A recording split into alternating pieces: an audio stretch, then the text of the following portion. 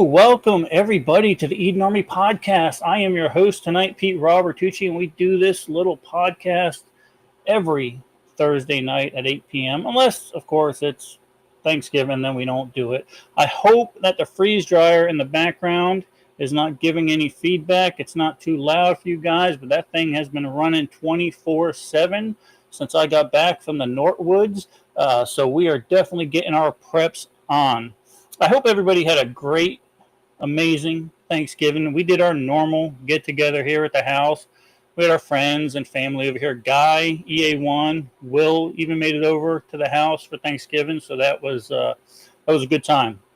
Yesterday, I bought my tickets for the Mountain Readiness event in May, so I hope to see everybody there. I think that's the 6th through the 8th, or 1st through the 3rd, I should say, is the right date for that.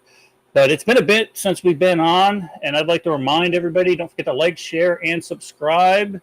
Thank you, Larry, Bullshite, Guy, Mama T, and K-Love for your resubscription since we were last on. Boy, rough week.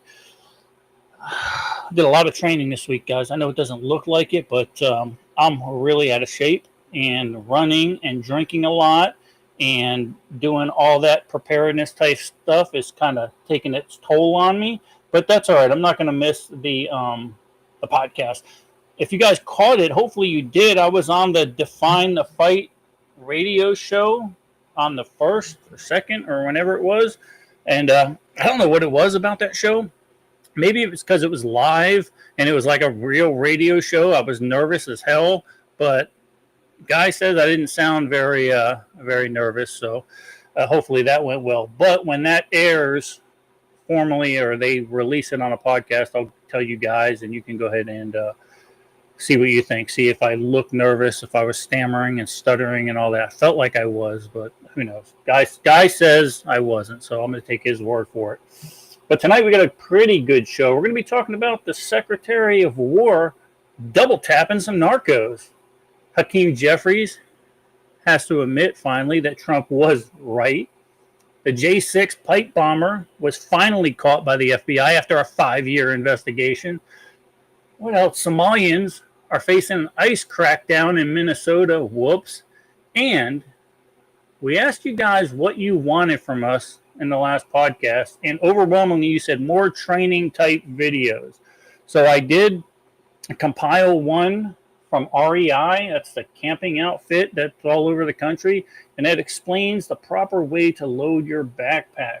And guys, do not forget also the prep of the week. But first, let's take a look at the FAFO moment of the week. What are you talking about? Hey, stop. Say something. Back up. Stop. Say something. Stop. Daisy, bro.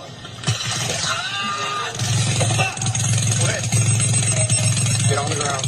Get on the ground. Get on the ground. Get on the ground. With great power comes great responsibility. Okay. Cuff him.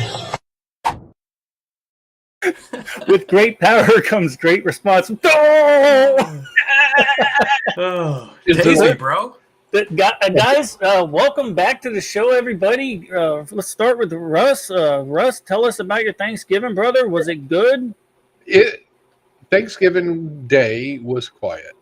The week prior, holy shit. As most of you guys know, Teresa and I, we helped a local charitable organization, and we cooked 360 turkeys and fed over 8,000 people in the 4 days, Monday through Thursday. Did not do a whole lot on Thursday or Friday, but Saturday, Battle Gnome and Mrs. Gnome invited us up to Vietnam, and Doc Ben was there, and we had a Thanksgiving meal there. The next morning, we got with my nephew Jacob, who finally got introduced to Battle Gnome, and so they have that connection now. They're both nerds. They talk radios, and so they were pretty happy with that. And now Jacob has another POC up there in case, something goes sideways, car breaks down, whatever, that he can call until me and his dad can get up there. Perfect. What about you, Paulie? How was your Thanksgiving? Quiet, not eventful. Spent We some got time one. with the little ones and just kind of relaxed. Perfect. Yeah, we were kind of laid back. Now, like I said in my intro, the days following that were kind of rough on this old body, and let me put something in perspective for you guys. I showed Russ this earlier. So I hang out with my buddy Jason, and Jason's one of those guys that, well, he's gonna drink you under the table. He's gonna, kind of like Patrick Seven when he was tried his little deal, right? So he came over to my house with his beautiful wife, and we decided, okay, now I get the opportunity to shove drinks down his throat. But he was drinking Jack Daniels, first of all. This right here is what's left of a full bottle that I was hitting solo. And he was whining about how bad a shape he was in. But in all fairness to him and myself, we still went out yesterday and trained the best we could possibly train anyway. So it was interesting.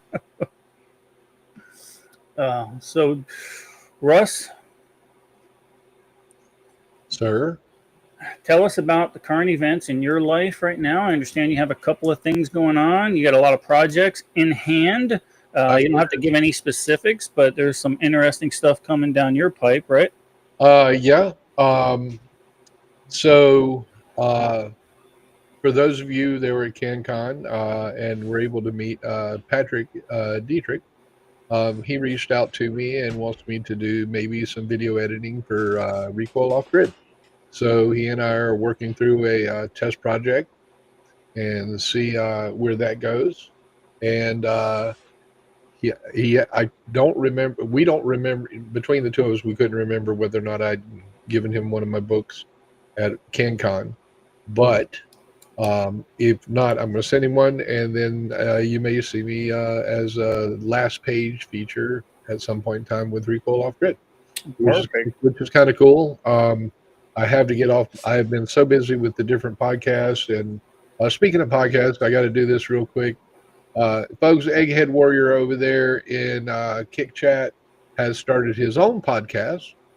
It's called Eggheads Scramble podcast.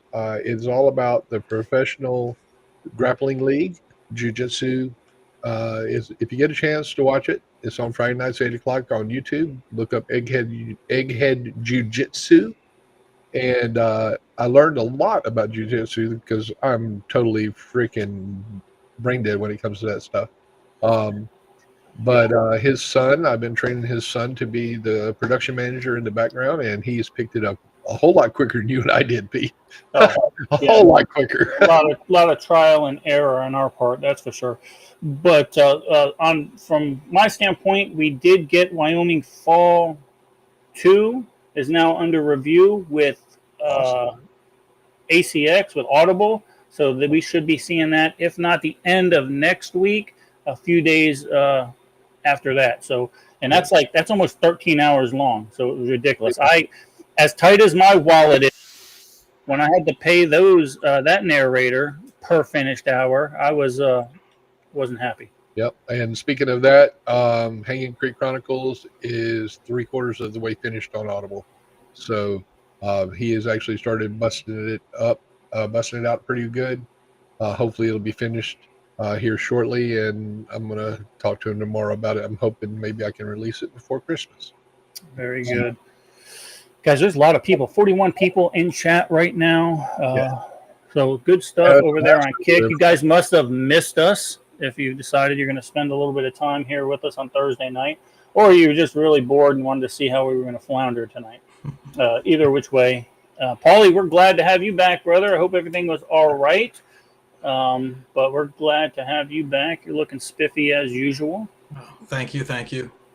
You got your Legend of, what is that? Legend of Zelda in the background? What is that? Oh, yeah. Legend of Zelda. That's old school right there. It is OG. Mm-hmm. That's an OG one right there. I used to play that. Yeah. Good stuff. Guys, there's a lot, like I said in the intro, there's a lot going on. We're going to start off with Hakeem Jeffries. Russ, you got a nickname for Hakeem Jeffries, don't you? Yes, I do. Timu Obama. Timu Obama.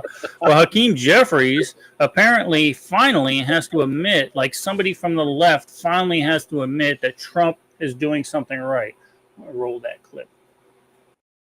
In terms of the border, securing the border, can you give President Trump any credit for securing the border? Because as you know, that was a big issue under the Biden administration when you had record border crossings, and those border crossings have gone down dramatically. Can you give him credit for that?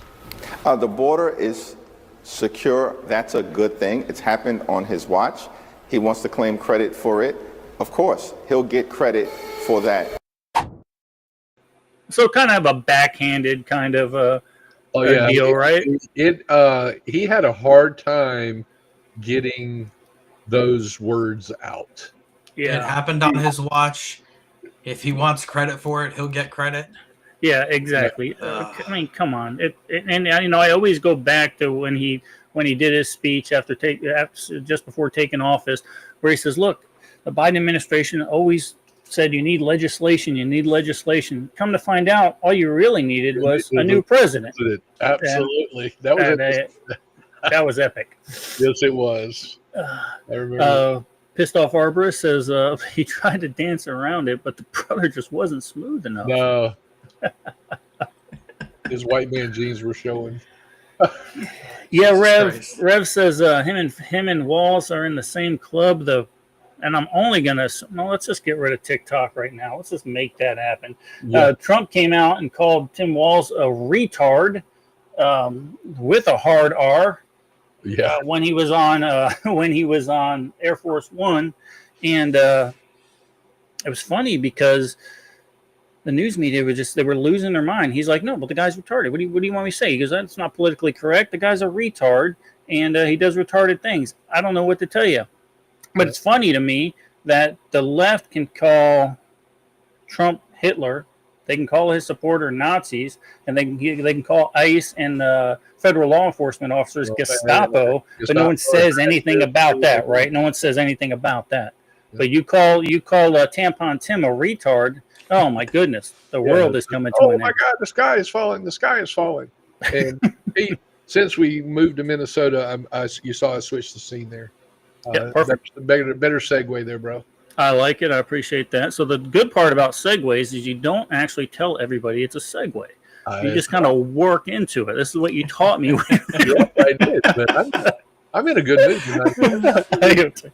Well, speaking of Tampon Tim and Minnesota, as Russ alluded to, the Somalians in Minneapolis are running for the hills. They are scared because ICE is breathing down their neck. Let's chat. Federal authorities that are preparing to launch this immigration enforcement in the in the state of Minnesota, and specifically looking at Minneapolis, and it focuses on immigrants from Somalia. And I want to play for our viewers. They've probably already seen this, but let me just play again what the president had to say about people from Somalia. Listen. I don't want them in our country, I'll be honest with you. Okay? Somebody would say, oh, that's not politically correct. I don't care. I don't want them in our country. Their country is no good for a reason. Their country stinks, and we don't want them in our country. Words coming there from the president of the United States. And he's not just talking about people that are in Somalia. He's talking about some cases, people that are here in the United States legally, and some who are now American citizens or who are first generation Americans who have family Somali ancestry. What are you hearing from the folks that you speak to about what this rhetoric is potentially doing? And I understand that there are some people who will say that there's a big story that was reported in the New York Times that some Somali immigrants took advantage of COVID legislation to embezzle funds, almost $1 billion, and perhaps there's some anger over that. You think? There was some anger over that. Yeah, there was a lot of anger over that. That's something that they're trying to brush under the rug. $1 billion was siphoned out of the COVID fund, right? And he another back end, and I cut out a lot of that stuff from CBS Air because basically what they were saying, oh, it's a rhetoric. No, all this stuff that he's saying is true. It's not just rhetoric. I mean, I guess you could say it's rhetoric, but I made some notes. they never say illegal immigrants. He's not deporting people that are legally in this country. He's not going after those people. He's going after the people who are illegally in this country or that are on a temporary visa that have committed a crime. Let's be very clear about that. Exactly. So who knows? I don't know. You know, hold on, because I moved that, my notes are wrong. But the thing is, Somalia is a shithole. You know, it is. And, you know, Patrick over in chat made a comment. I started. I guess. My question to you, Patrick, on that is, I'm assuming what you're meaning is more than just one shooter, because we've already had an illegal immigrant shoot 2 National Guardsmen. So I'm assuming that's what you mean. You're talking multiple shooters, et cetera, et cetera. Yeah, and I didn't even plan on touching on that this week, but that's something we probably should talk about. The Afghan national that was led into this country, who gunned down 2 National Guards people. Apparently, from what I was hearing and read, he had a pistol with 4 rounds in it. He ended up shooting the young lady, the young guardsman, and then took her rifle and ended up executing her for all intents and purposes until he was subdued by, he shot another one, obviously, until he was subdued by another National Guardsman. I don't know what to believe with that, because some of the news reports are saying he was one of our allies in Afghanistan that was brought over on that whole, and I've also, what's that? On the zero, whatever it is.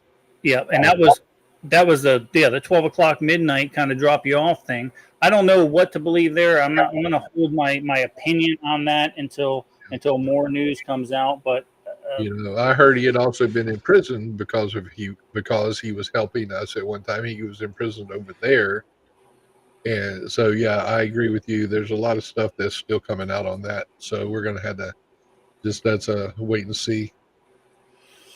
Yeah, Larry, you're right. They lie, and if you say a lie enough times, right, it becomes truth. Especially when you're a propagandist arm of the socialist left party, and that's all they do is they constantly. But they never get fact checked. They never will get fact checked unless it's on Twitter or something like that, where an actual midline conservative is running the platform.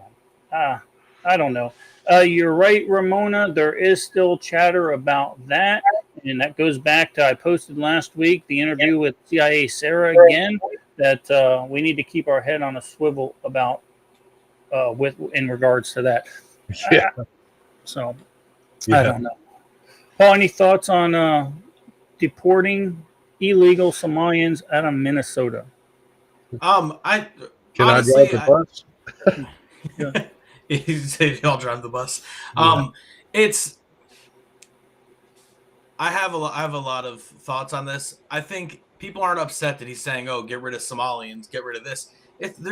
People are just very mad that we have a president that's like, "Fuck them, we don't need them. Get them out of the country. Let's go." These are the same people that will cuss you out in the middle of a Walmart because you cut them off with your cart. They're just upset that the president thinks, talks, and speaks like the rest of us. Well, he acts like president. Yeah. He right, wrong, or indifferent, he does something. He does something, and you don't have to like it. And Paul, back to your point, these are the same people that me and Javi couldn't walk around the Mall of America because Javi had an American flag on his shirt. They kicked us out of the Mall of America. They didn't kick us out. They said, we can't guarantee your security here if you stay with that American flag in your shirt. The Mall of America. Right, exactly. Do not wear that flag in here. Yeah, it was a 9-line shirt, right? It was a 9-line shirt. It was a 9-line shirt with a flag on the sleeve. Yeah. So I don't know. Do not represent your country in the mall of your country. Oh, yeah, the Mall of America. So that's how bad that shithole of a city has gotten. And finally, he's cleaning it up. Now, is he doing it out of spite for Tim Walz and Omar? Maybe he is, but I don't care if he's doing it out of spite. If it's a right thing to do, then do it for the American people. Even if it is out of spite, could give a crap. Bullshit. Yeah, put them little birds up. Put them little birds up there. President Trump, guys, called the Venezuela president and had a chat with him. And there was a no-fly zone this week over Venezuela imposed by the United States. I don't think it was really imposed by them as far as putting fighters over their airspace. That's not what happened. He basically just said, look, it's not, put a NOTAM up because it's basically not, at any moment, it could not be safe flying over Venezuela.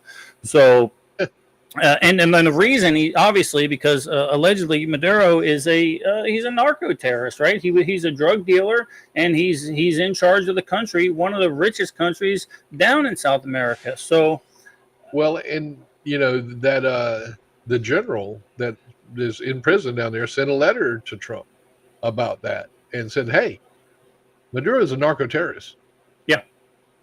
Yeah, exactly. Well, but after Trump pardoned him. Mm-hmm. So that, you got to take that kind of with a grain of salt. But yeah, and he is a narco terrorist. Come on, guys. You know how he got in power. You know what he's doing down there. So, but I know what we're doing. We're stopping narco terrorists. What we're doing is we're blowing them out of the water. And apparently this week, And I want to show this clip, Russ, but let me preface this because I just saw another video that where ABC had to eat crow because they were chomping at the bit saying how we executed these 2 survivors off of the boat, and both sides of the aisle are upset about it, but they had to eat crow by saying the 2 survivors got back on the boat, they radioed for help or radioed that they had been attacked, and they were trying to save the drugs. So they were, in any war, they would still be considered a threat, right? And we are at war. Let's not make any mistake about it. Here's the video. At issue is a Washington Post report that Secretary of War Pete Hegseth ordered a follow-on strike on an alleged drug boat on September 2nd, killing 2 survivors. The Post reported the second strike was conducted under Hegseth's initial order to kill them all. The White House is not denying a second strike occurred, claiming it was done in self-defense as they pushed forward with what they call an anti-drug trafficking campaign. On September 2nd, Secretary Hegseth authorized Admiral Bradley to conduct these kinetic strikes. Admiral Bradley worked well within his authority and the law, directing the engagement to ensure the boat was destroyed and the threat to the United States of America was eliminated. Hegseth is saying on X, let's make one thing crystal clear. Admiral Mitch Bradley is an American hero, a true professional, and has my 100% support. I stand by him in the combat decisions he has made on the September 2nd mission and all others since. All of this coming as the administration ramps up pressure on Venezuelan President Nicolas Maduro to step down. What's the position on whether U.S. troops on the ground is a possibility there? Is that, I know you've answered that before, but what's the current operative in Venezuela? I think my previous answer stands. There's many options at the president's disposal that are on the table. The president confirmed over the weekend that he spoke with Maduro last week as the U.S. military builds up its presence in the Caribbean with about a dozen warships and more than 15,000 troops. Yeah, there you go. So Egghead radioed for help to save the drugs so they can continue to distribute the drugs, not radio for help to save themselves. I'm sure that was an aspect of it. But the ABC came out and said they were radioing in. They have apparently the DOD has the radio transcripts out that said that they wanted to save the narcotics and they were asking for help to save the narcotics. So that's the difference there. And why did they leave it? Don't think they didn't leave it and be actually placed in that city for anything other than a reason. They did that to sway the votes in that city. Now, why do they want to change it? They want to keep it like their own, but they want the benefits that the taxpayers in this country give them. I saw a great breakdown of, it has to do with the Palestinian people, also applies to the Somalian people. We're not going to talk about the inbreeding and their very low IQ, which is going around the news, but the actual recidivism for crimes that the Somalians go through, and also how many by percentage are on government assistance once they get here with no intentions of ever getting jobs. Russ, you got anything to add to that? Well, I mean, so once again, I always caveat when I talk to stuff like this, I was never in actual combat, but when we were trained to combat, we were trained to eliminate the threat. Besides, I mean, looking at it from a, for lack of a better way of saying it, a humanitarian point of view, which is more humanitarian? Leaving two men to swim 400 miles and drown? Because I don't know anybody who can swim 400 miles. They were 400 miles offshore. Or, number one, I agree with you. They were getting the drugs back up. They were trying to gather the drugs back up. They're still trying to do that. Okay, eliminate. Yeah, and I should have prefaced that knowing that Egghead was on there because I know his stance on that. But yeah, they were actually, again, radioing to save the narcotics more so than to save themselves, Egghead. When the fight is to stop the flow of narcotics coming over the border, and then they continue to try to do it after a kinetic strike on them, then yes, they are still in the fight, unfortunately.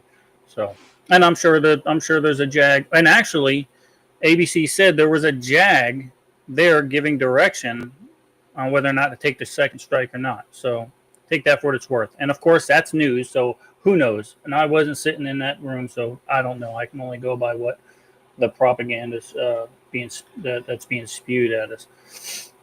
What else we got here? I agree. Well, they should have switched it. I'm close. I'm switching to guns. Good stuff. Those videos are my new favorite thing to watch right now. I'm going to be honest. It's like, there's three Pow. videos I like to watch that are my favorite. That's one of them.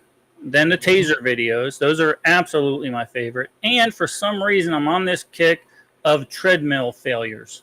Like when people are running on the treadmill and somehow they end up in a death roll that they can't get out of. I don't know why. I laugh. Yeah, you know who Brian Shaw is. Mm-hmm. World's Strongest Man, 8-time or however many times. I've gotten into watching his videos, and some of they do gym fails, and some of those are like, oh my God, I can't believe this person's still alive. And they do the treadmill fails, and they're, passing out from lifting too much weight and stuff like that. Yeah, they vagal out from lifting too much weight. I love seeing that too. Yeah. That's so great. That just happened at the latest competition. They were doing, I guess it was called deadlift ladders.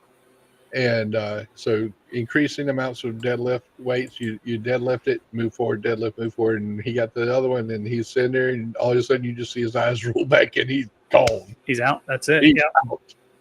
That's why so many people, we used to call, so many people die on the toilet, right? Because they end up bearing down, they vagal out, and end up dying. I cannot tell you how many calls we ran where poor dead guys on the damn toilet and his pants down around his ankles every time. So, goodness gracious. Guys, don't forget, we're not going to talk about it yet, but start posting up your prep of the week. Yeah, I know it's Thanksgiving, so you should have preps, right? You should have leftovers. You should be canning stuff. You should be doing something. Start posting your preps of the week, because we're going to talk about that here in a little bit. Remind me, I have a question on that, Pete. Okay. Paul, why did it take 5 years to finally catch the J6? Well, he's gone. Russ, why did it take 5 years for them to finally catch the alleged J6 pipe bomb? In Russ's opinion? Mm-hmm. Because they finally got people that were willing to do their due diligence and have the backing of the White House to do it. Yeah, so you're thinking that even if they would have identified the guy, they would have kind of brushed it under the, who knows? I don't know. I know there was a reward that was posted, $100,000, $200,000. I don't know if that played into it, but we do have a video. They identified the guy. They didn't give any of the normal stuff we look for in one of these terrorists, but let's see what this video has to say. Pipe bomb from 5 years ago. Fox News alert now. 2 sources telling Fox News the FBI has a man in custody. For the latest on that, David Spunt working that story in Washington. What do we have, David? Well, Bill, we're being told that the suspect's name is Brian Cole, Briancole. We're not sure on an age or a specific residence, but picked up in Northern Virginia, the suburbs of D.C., just a few hours ago this morning, in the custody right now of the FBI. This has been a case that has mystified the Washington, D.C. community, the top levels of the FBI going back to the Christopher Wray administration at the FBI. This happened January 5th, 2021. To refresh everyone that are joining us right now, the day before the attack on the U.S. Capitol, agents say there were 2 bombs placed, one outside the DNC headquarters, one outside the RNC headquarters between 7:30 and 8:30 that night on January 5th. The bombs did not detonate, but they were viable. They could have hurt. They could have killed people. Over the past 4 years, agents visited 1,200 homes and businesses. They conducted more than 1,000 interviews, Bill. They reviewed approximately 39,000 video files and went through more than 600 tips. It's unclear what led them to this suspect, Brian Cole, but we're told authorities will hold a news conference at some point today. We're working for more details there to find out exactly what led them finally to this person, this suspect, almost 5 years after this incident happened. Bill. Wow. Okay, more to come, and it's going to be interesting regardless. Thank you, David Spunt, working that all day today. Thank you. Guys, do not forget, I know I mentioned it a little bit, but don't forget that West Hightower Rally Point Solutions will be in Daytona Beach, Florida, teaching a class on February 6th through the 8th. It's going to be a 3-day class. It's going to be bypassing techniques for locks and surreptitiously entering buildings and stuff like that. So don't forget to look that up. We will have, if you look in chat, Botrix will have the link. And we'll also throw up a QR code here in a second. Oh, did you take it? There it is right there. You mean like that? A perfect timing. 25% off in-person courses if you go to his website and put in CanCon 25, and that is good until the end of December, guys. Look, 3 days in Daytona Beach. Bring the wives, bring the husbands. They can go to the beach and hang out while you take an awesome friggin' class. So Paul's having internet issues. He's freeze frame Paulie tonight, where Russ finally got some good internet. Paulie's out. So that's where we're at. Yeah, we can pop that off there, Russ. So, speaking, we just talked about the J6 bomber. I'm curious, it turns out he's a 30-something African-American male. Works as a bail bondsman, very anti-Trump, him and his family, along with some of the other things that I've read about it. Let's see what else. I'm trying to remember what else. But the thing is, rumor has it, I'm curious if they will tie his phone logs to Pelosi. That could be interesting. Because he was getting his instructions from somewhere. So, yeah, and that's all news to me. I don't know anything about the guy. I heard they gave a name, and then they ended up giving his age, which would have put him mid-20s when he tried to blow up not only the DNC outside the DNC, but the RNC. Absolutely. So I'm speculating on the Pelosi thing, but.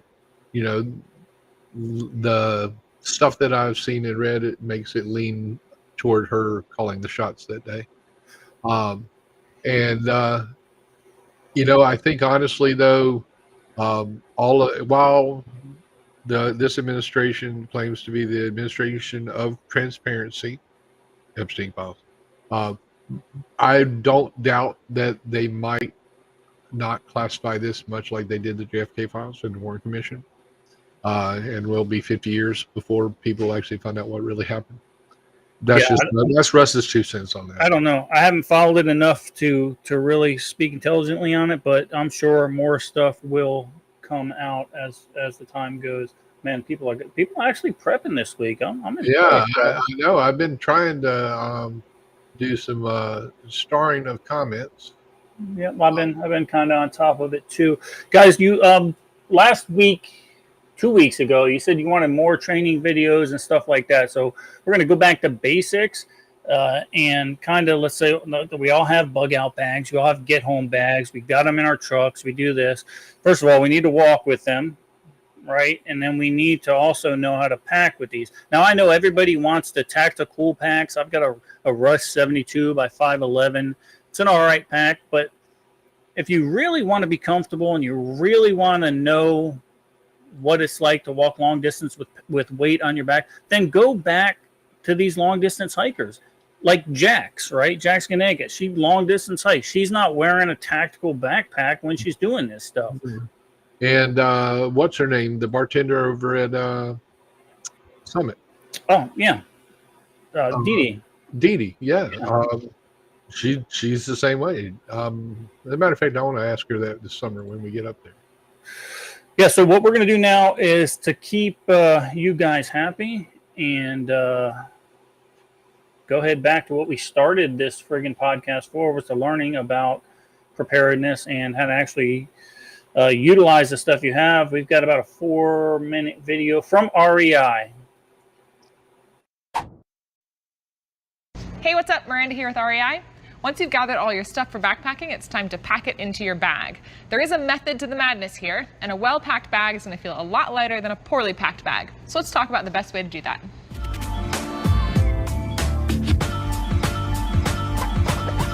So I have everything laid out here based on where it is going to live in my pack, starting with the stuff that goes on the bottom.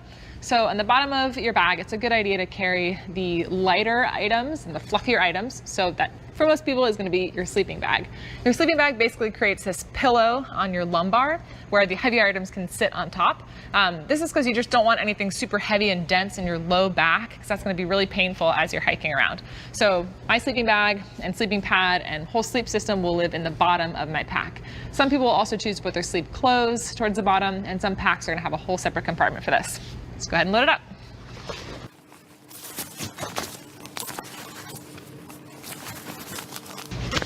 Sweet. So now that I have my sleeping system on the bottom of my pack, we're going to work on the middle of my pack. So the middle is a good spot to carry all those heavier, bulkier items because that's where they're going to feel lightest on your back. It's basically a good center point for your back. And so by putting those items in that middle section there, you create the most strength within your pack without having it be painful on your shoulders or on your low back. So for me, those heavier items are going to be my bear canister, just full of food, and then my cook kit and stove and pot, my water filter, and as well as my bowl.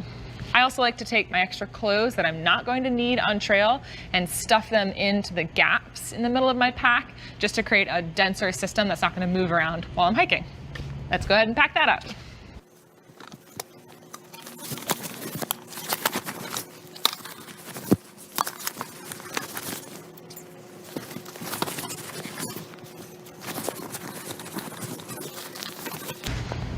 Okay, so that brings us to the top of my pack.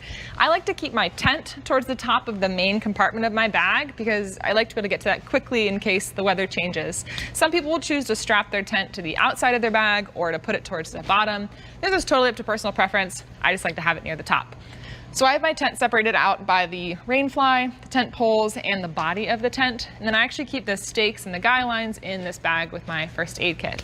I like to put the poles down the side on the inside of my pack, but you can always choose to strap them to the outside. Again, personal preference.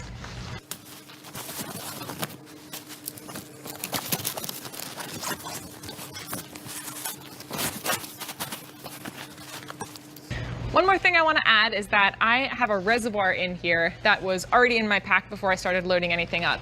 It's a good idea to put your reservoir full of water into your pack first, so you're not trying to finagle it in with all of your gear. So that's already in my bag, and that actually does it for what goes on the inside of my pack. So I'm going to go ahead and close it up. Awesome. Let's talk about the pockets. So I have a variety of things here that I put in pockets, different pockets on the outside of my pack. So first, I keep my water bottle for filtering water on the outside of my pack in one of the pockets. And then in the other pocket, I like to keep my poop kit as well as my bear spray, so it's easily accessible. And then I keep my headlamp as well as my first aid kit in the top lid of my pack so I can get to it in case I get hurt on trail. And I keep my camp shoes stuffed in the outside of my pack. Those also double as water shoes for me in case there's a stream crossing, so I like to keep them accessible. And then I'll sometimes strap them to the outside of my bag if they do get wet. And the last thing is that I keep an extra layer or warmth layers or rain, depending on the weather, in the outside of my pack as well in this pocket, which is sometimes called the shovel pocket. Again, just so I have something I can get to quickly in case the weather turns. Let's load it up.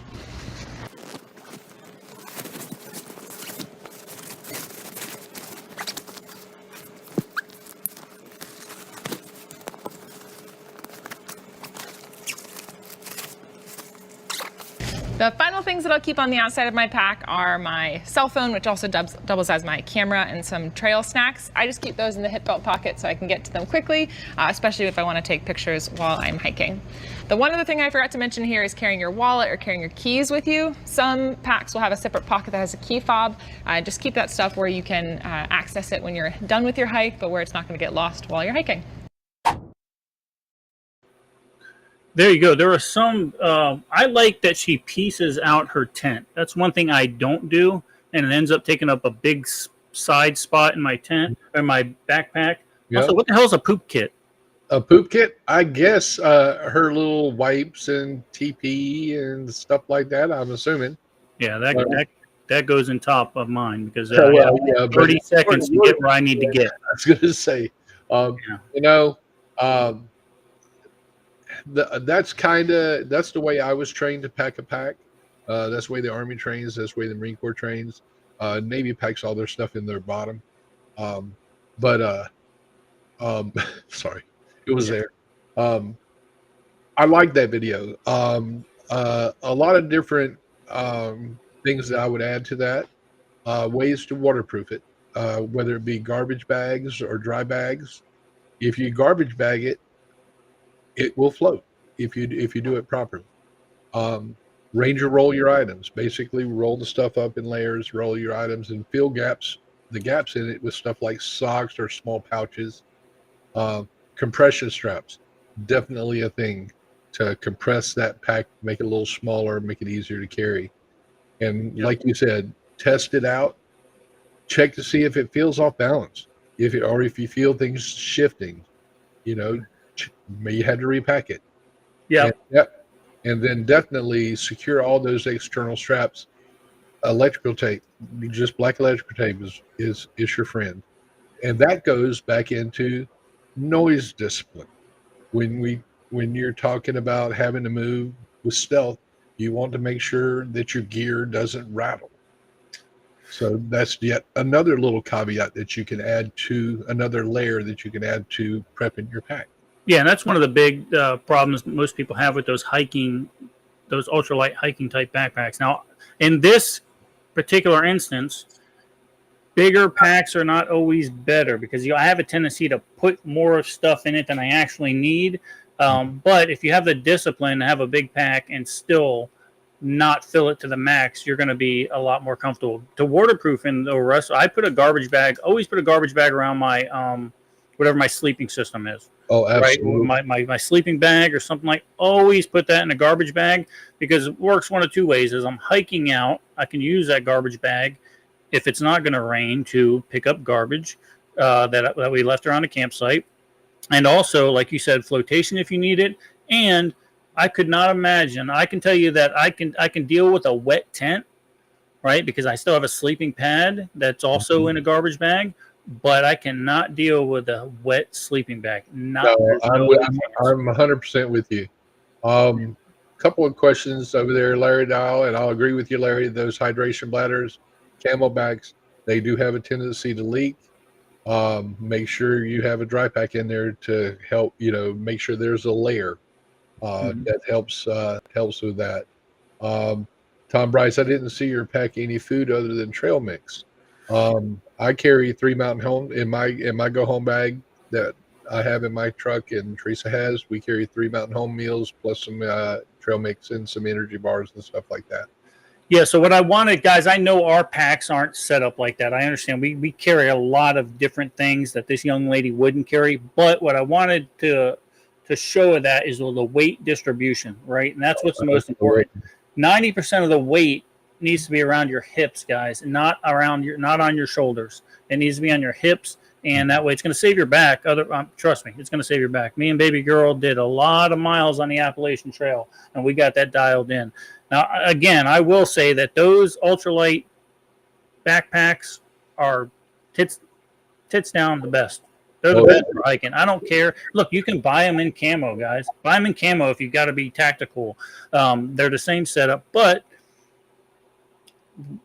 comfort's going to say a lot. And remember, it's a 3-day pack. It's still going to end up being a 3-day pack. You need to get where you need to be within the first 72 hours. If you're not there, good luck to you. Absolutely. And piss off arborists, I agree. If you don't have compression straps, paracord. Extra cordage is always a bonus. And Larry said Alan Kay's got a really nice video on packing a backpack. And he's going to post it up for us. You know, the funny thing about Alan, he doesn't even need a backpack. That guy, everything he has in his everything he needs to stay 30 days in the woods is in his friggin' cargo pants. Yeah.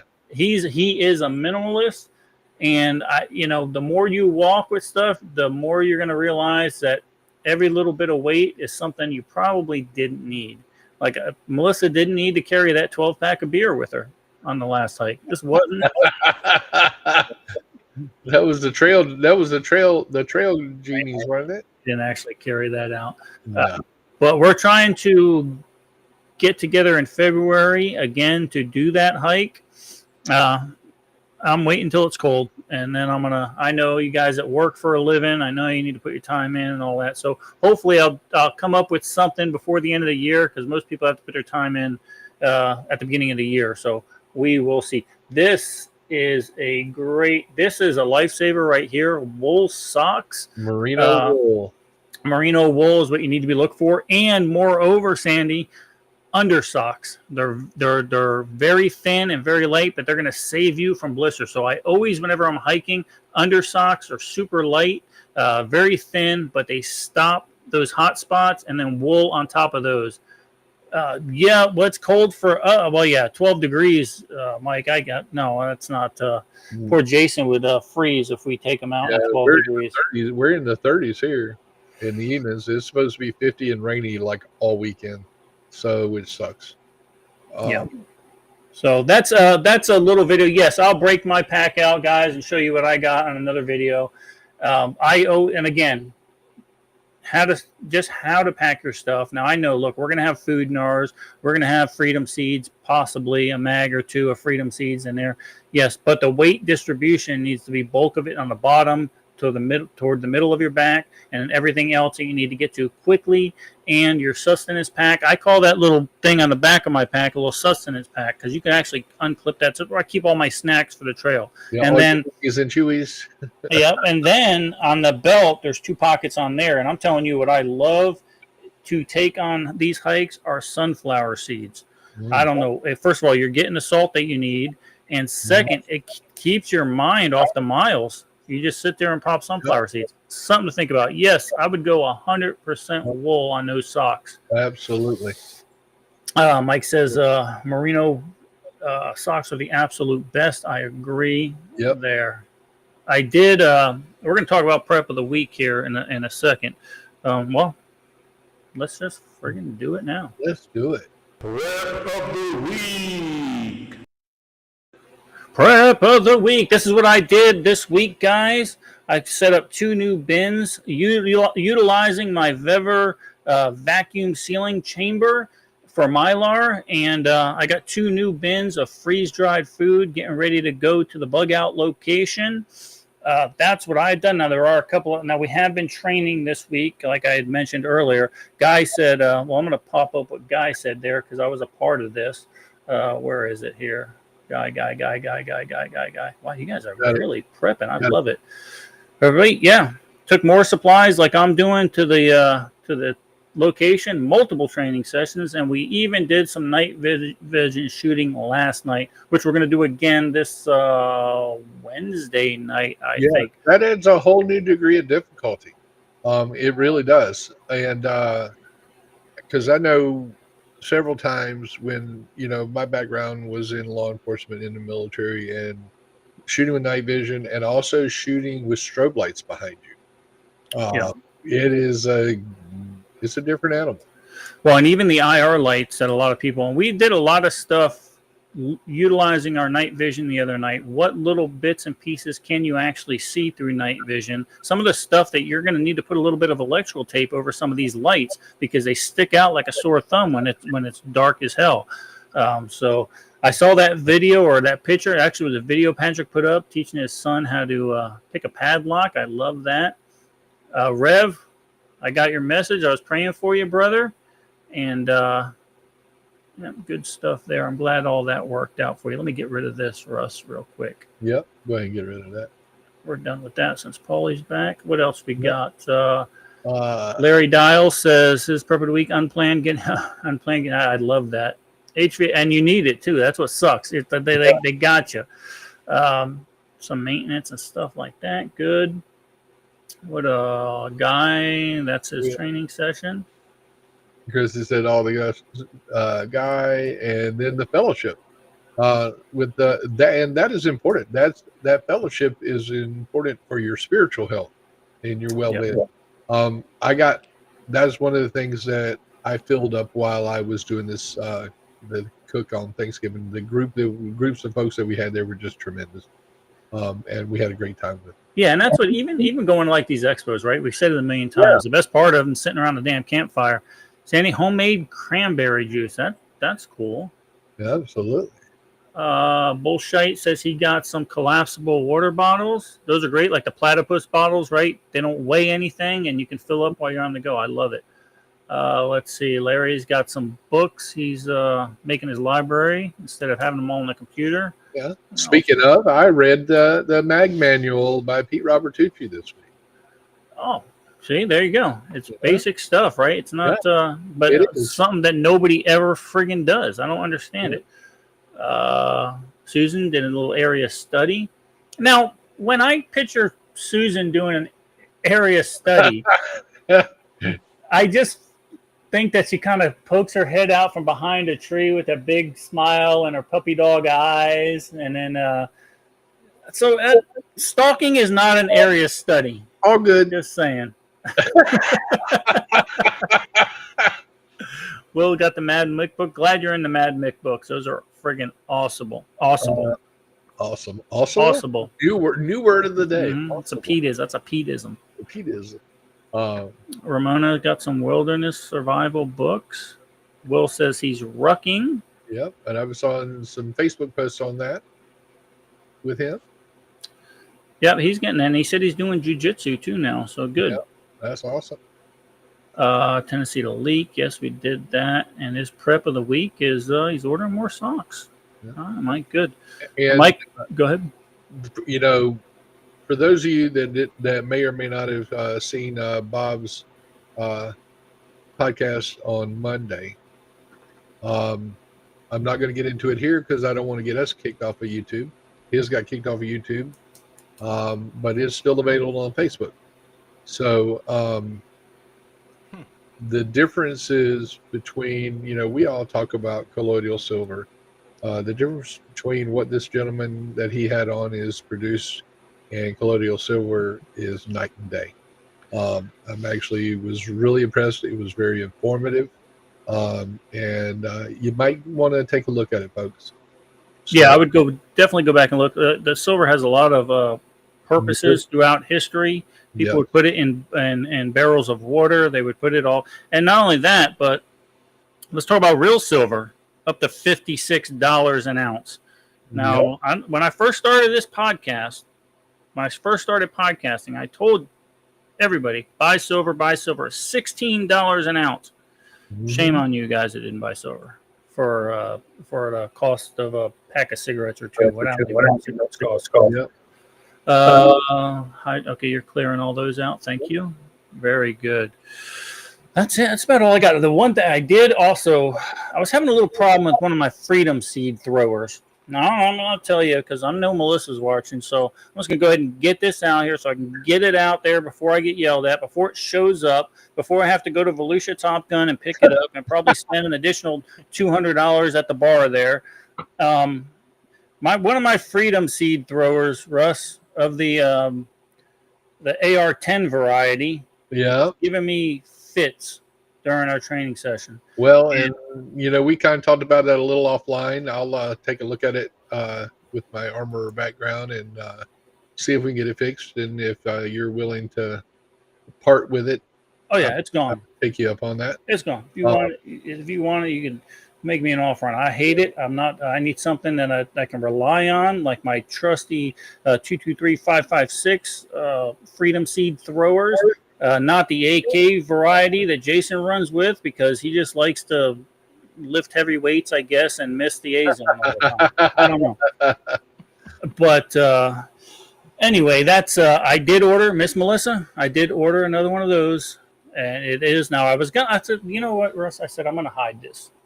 I'm going to hide it from her. But I'm thinking to myself, what would Rev think if I, as a husband, was hiding a substantial purchase from my wife? What you do is what you should have done is wrap it up nice and pretty.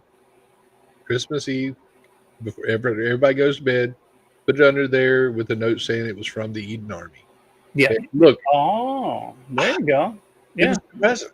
There you go. The bad part is, as soon as I get it, I'm going to be dialing it in. So I know that's not going to work. I know you are. I know you are. That's the same thing you did with your pistol. And speaking of, when we get down there, I may have a new cordless hole puncher for Teresa that will be sighting in, and I will take hers. I need to take it to that same place that you had yours done to get it done. Gotcha. Hi, Caleb. Caleb made it. Yeah, you missed the tutorial on how to load your backpack, Caleb. But thank you. Thank you for your resubscription. Why is this not showing up on my side over here on chat here? Guy also 18 months for Guy. Guy's at 18. Mama T is at 14 months. And Larry Dow's at 20. Yeah. So what is our subscriber count now? Have we hit it yet? No, we don't. Because here's the problem with Kick that I don't like. It only tells you your active subscribers. Like, for example, 16 people subscribed for this month so far. Now, that doesn't mean in 2 or 3 days, other people's subscription might be up and it might auto renew. So then it would be, so it doesn't tell you, like, it's not in arrears. Is the problem. We need an active count. Yeah. Of how many subscribers? So we need to do another giveaway at some point in time. Let's do another giveaway. Yeah, let's do that. I'm going to make a note here. Giveaway. What can we give away? If I brought that H2Go, that H2O salt, chlorine maker thing, I will, if I brought that back from the Northwoods, I will, I'll give that away. They are still available too. So they are still there. We'll talk to that young lady and see what we can do with that, and maybe get her on. You're talking about SHTF and go. No, I'm talking about the ones that makes chlorine out of the salt in the water. Okay. So you gotta win. Mosin account with a bayonet. I've got one. You could a subscription, Jay, is you click the subscribe when it comes up on the darn thing, and you subscribe to this channel. Is exactly what it says. It's a subscription. Oh no, he's tighter than I am with some of that stuff. He ain't doing that. I did go ahead and get another super box too, by the way. Did you? Yeah, I had to. I was taking mine back and forth from bedroom to friggin' living room. Yeah, I don't want to talk about that.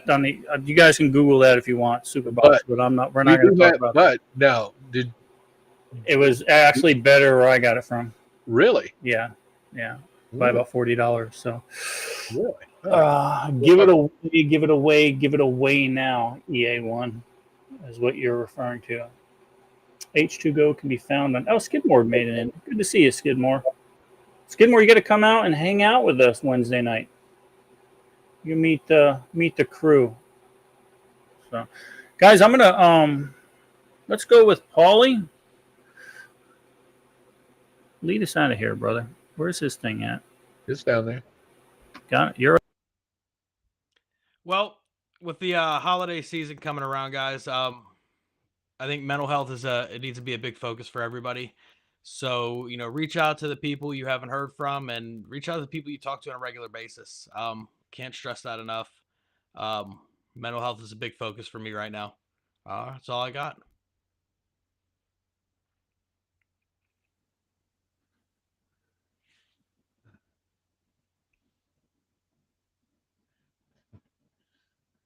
All right. You're going to fix. There you go, Pete. He's got it fixed. So, guys, I don't disagree with what Paulie says at all. Reach out to your folks. This is a time for family get-togethers, and get together with your families. Even if you don't necessarily agree, sometimes discretion is the better part of valor. Those family relationships are sometimes more important than political ideologies. But community, I can't stress it enough. Talk to folks. You'll be surprised as to who may be like-minded, like we are. But other than that, Pete, as a reminder, it's always better to be someone's shot of whiskey than everybody's cup of tea. That's all I got, Pete. I appreciate you, brother. I don't even want to see that whiskey right now. I actually threw up in my mouth when I saw that, so I'm not doing that. As you can see, I'm straight up on the diet. I'd rather have that aspartame in me than whatever you got in that cup right there. Yeah, guys, community is paramount.